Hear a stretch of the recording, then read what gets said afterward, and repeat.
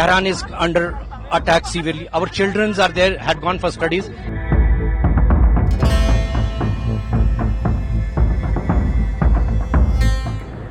Israel ने Iran की राजधानी तेहरान में बम बरसाने शुरू कर दिए हैं। पूरा तेहरान ही अब इजरायली हमले की जद में है।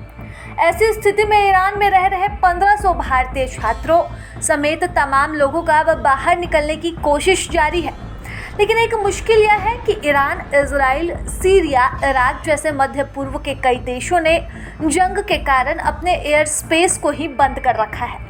ऐसी स्थिति में ईरान में फंसे भारतीय अब कैसे लौटेंगे, यह बड़ा सवाल है।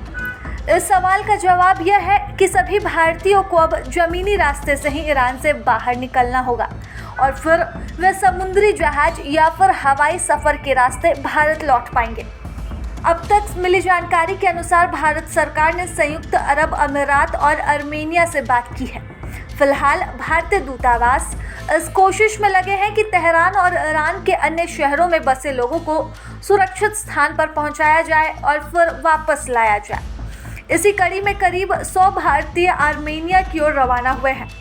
विदेश मंत्री एस जयशंकर ने सोमवार को आर्मेनिया और यूएई के अपने समकक्षों से बात की थी। फिलहाल ईरान के उर्मिया में रह रहे 120 भारतीय छात्रों को आर्मेनिया के रास्ते निकाला जा रहा है।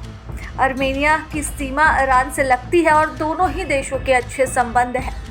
ईरान की सीमा तो पाकिस्तान के बलूचिस्तान प्रांत से भी लगती है, लेकिन उस रास्ते से भारतीयों को निकाल पाना संभव नहीं है। इसके अलावा यूएई से बात इसलिए हो रही है क्योंकि इसके इजराइल और ईरान दोनों से ही अच्छे संबंध हैं।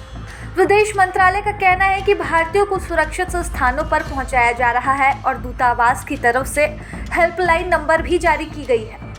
बड़ी संख्या में भारतीय छात्रों को कोम भी पहुंचाया गया, जो तेहरान से 148 किलोमीटर दूर स्थित एक शहर है। आपको बता दें कि ईरान में करीब 1500 छात्र ही हैं, जिनमें से ज़्यादातर जम्मू कश्मीर के हैं। ईरान सरकार का कहना है कि भले ही एयर स्पेस बंद है, लेकिन ज़मीनी सीमाएं सभी के लिए खुली हैं। वहाँ से भारतीय निकल सकते हैं। Of course, Iran's top priority is this, that they want to make sure the security for Iranian nationals as well as the foreigners living in Iran. And in fact, that's why we are, fighting. We are responding to those invaders and the Zionist regime who has did this. And we are trying our best to make sure the security of our nationals as well as the civilians of foreign nationals. And till now, whatever we received through official channels, the news is there that there's no casualty or harm for any foreign nationals in Iran. ईरानी विदेश मंत्रालय का कहना है कि हमें कई देशों से रिक्वेस्ट मिली है कि नागरिकों को निकलने दिया जाए।